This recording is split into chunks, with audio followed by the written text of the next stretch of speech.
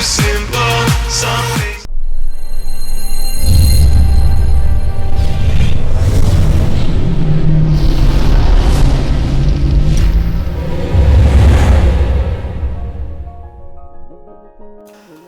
Hey guys, my name is Cartoonz, and today I'm going to be teaching you on the Fire level 90 spec, like the talents and the glyphs. But before we get started, I want to let you know that this is a giveaway video, and my amazing sponsors at Ventrilo, who keep helping me do what I do and are kind enough to be involved with the community, have given me a giveaway to give to you guys.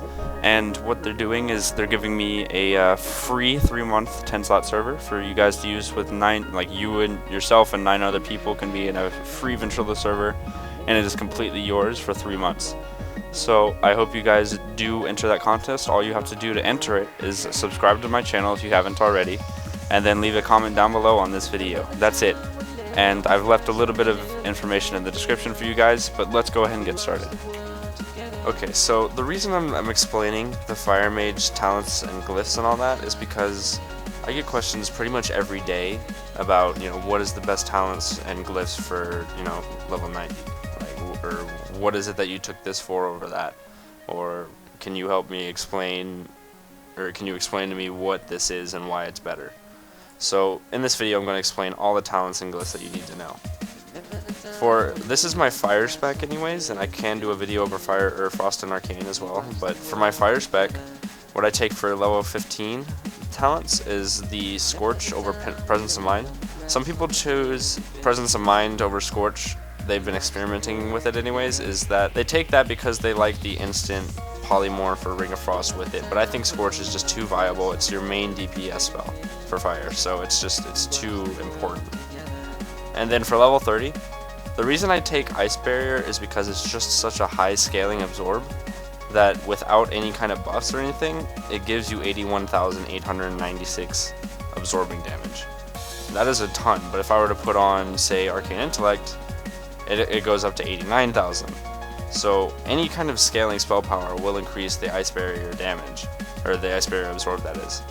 And as opposed to Blazing Speed with the 25-second cooldown and Temporal Shield, I don't feel like these are as viable as Ice Barrier compared to the amount of absorb that you can get from Ice Barrier, even though it is dispellable.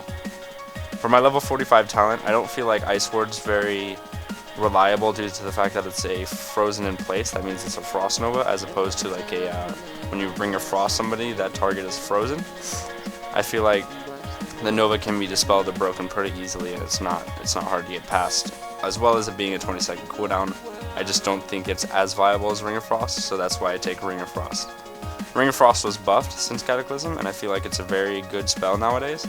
And the reason it was buffed is because it has a 30-second cooldown as opposed to a 2-minute cooldown. But the deciding factor is the fact that it has a 2-second cast time, which I think it's okay due to the fact that when you get the Ring of Frost down after that 2 seconds that you have to cast it for, it instantly is freezing people. It's not actually, you have to wait 3 seconds for it to start freezing people. It instantly freezes them every time. And I don't feel like Frost Jaw is comparable to Ring of Frost, because Ring of Frost is just a ton of Frost Jaws, but it's just an AoE environment. But for the level 61, some people take Cauterize over Cold Snap, but I choose Cold Snap just because I like having 2 ice blocks, as well as Cold Snap was buffed, and it gives 30% of your maximum health back when you use Cold Snap, and it is on a 3-minute cooldown. Cauterize is pretty much the same thing, except for it only burns 40% of your health instead of 50%. And let's go ahead and move on to the 75 talents, because I feel like Cold Snap is just an obvious choice for the 60 talents. The 75 talents are interesting. A lot of people actually have a lot of different opinions on this, but the reason that I chose Living Bomb over the Nether Tempest and Frost Bomb is because Frost Bomb has a 9-second cooldown, or a 10-second cooldown rather, I guess, which is not that good for having a bomb necessarily, as well as it is a 1.5-second cast. It's not comparable to the instant bombs. You just don't have enough time in your global cooldown rotations to be able to work in a 1.5-second Frost Bomb cast. So I chose Living Bomb, and a lot of people have this impression that Nether Tempest deals more damage than Living Bomb, but when you add the Living Bomb damage together, it's only about 300 or 400 less damage than Nether Tempest. But keep in mind that with Living Bomb, it is a lot more burst damage, and it has a 1-second global cooldown as opposed to the regular global cooldown on Nether Tempest. So that's something to keep in mind. Nether Tempest does deal about 300 more damage, 300, 400 more damage, but keep in mind that Living Bomb does more burst damage instead of the consistency, which you want at burst damage. Burst damage is pretty much Mage PvP, if you think about it. So I choose Living Bomb over Nether Tempest. That's my opinion. Nether Tempest is it's a pretty okay thing to take, but I choose Living Bomb because I like the burst damage instead of the consistent, tick tick tick. I like, the extra damage boost at the end of the Living Bomb, which deals about 25k. And for the level 90 talents, this is a pretty big one. A lot of people think that Invocation is nice, but I don't know, I messed with it. I don't like having to stop whatever I'm doing to get an Evocation off every 40 seconds so I can get the spell damage.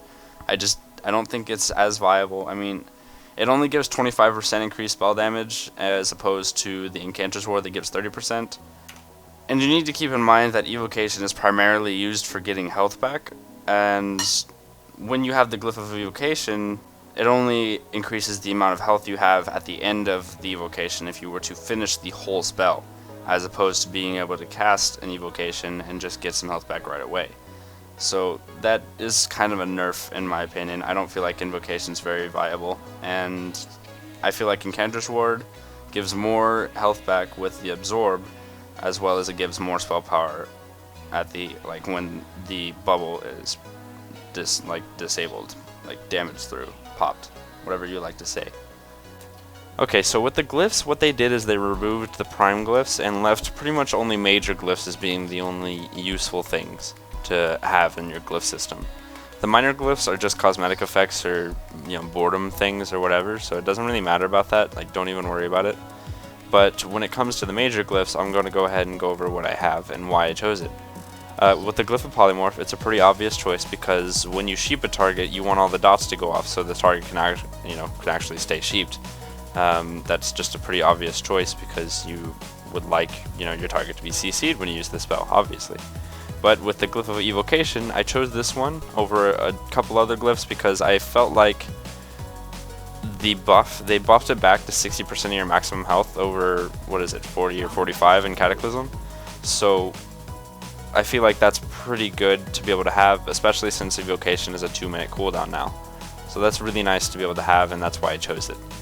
And with the Glyph of Deep Freeze, I talked about this in another video, my combustion video, is that I chose the Glyph of Deep Freeze over Glyph of Combustion, even though Glyph of Combustion increases the direct damage and the effect time by 100%, even though it increases the cooldown by 100%.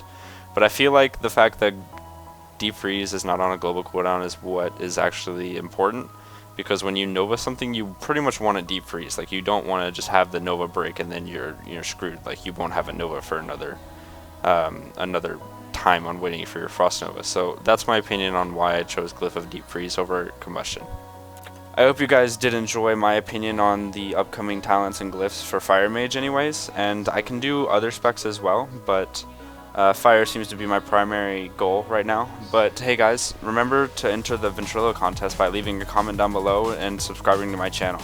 That's all you guys gotta do, and feel free to leave a like if you did enjoy this video. Maybe leave in the comment what kind of future video you would like to see from me or something like that. So I will see you guys next time though. Cartoonz out.